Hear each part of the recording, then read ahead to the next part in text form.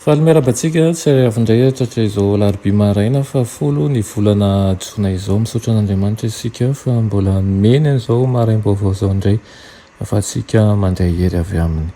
Hoenderantsika ny amafinainana io dia vavaksika. Ny tombaandriamanitra eo dia iray ny ara-po iratsaina ianao izay mbola manome anao ny fahafahana ny mandray anao amin'izao maraina izao.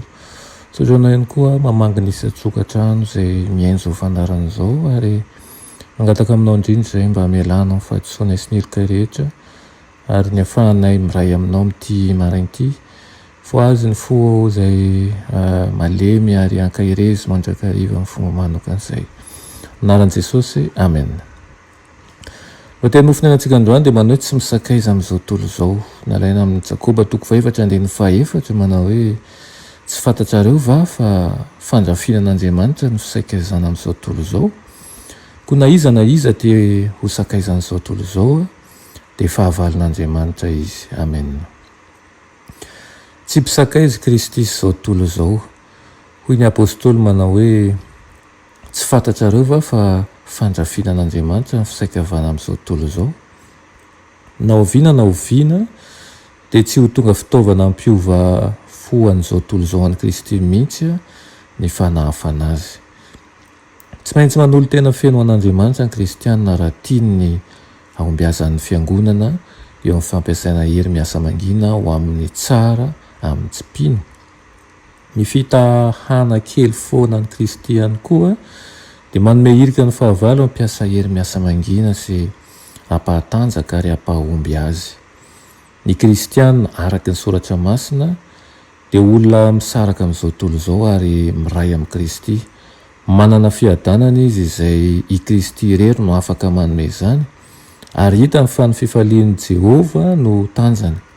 Ny kristianina dia tsy hamela an'izao tontolo izao very nefa tsy nahazo fampitandremana, tsy toetra tsy hanao ezaka ho famonjenany very izy. Ireo izay tia marina ny Kristy dia mijery ny hirika rehetra ahafaha mampiasa an'ireo fitaovana ananany hanaovana soa sy hanarana ny ohatra ny asan'i Kristy. Tsy hanay koresy ny fakapana amin'ny fikamanana amin'izao tontolo izao izy. Ireo tsy miandany tanteraka amin'ny Kristy dia fezin'ny fitsipika sy ny fomba n'izao tontolo izao amin'ny ampahany lehibe. Manambe amin'ny herin'ny tany Satana ary manana famitana marobe ka ny mpiasany mahomby indrindra dia ireo izay ho tarihiny hanana ny endriky ny toe-panaharaka an'Andriamanitra nefa mandany heriny amin'ny alalan'ny toetrany tsy maneho an'i Kristy. Ny zanak'Andriamanitra dia tokony hijoro amin'ny fahamarinana n'inona mitranga.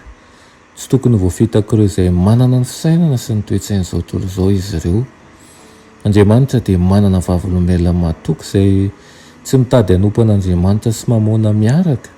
Izy ireo no jiro mirehitra sy mamirapiratra eo anivon'ny aizina ara-pitondratena eto amin'izao tontolo izao.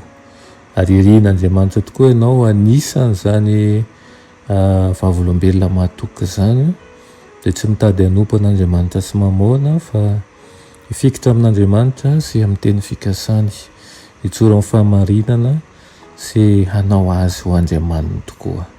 Amen.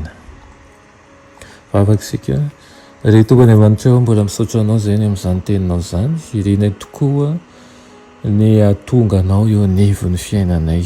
Ninona zavatra miseho ary nandro manao ahoana dia mpatanjao an-trano izay amin'ny alalan'ny fanainao masina mba hatoetra amin'ny fakapanahy ary koa hifikitra ny amin'ireo izay efa nomenao anay. Amin'ny anaran'i Jesosy, amen.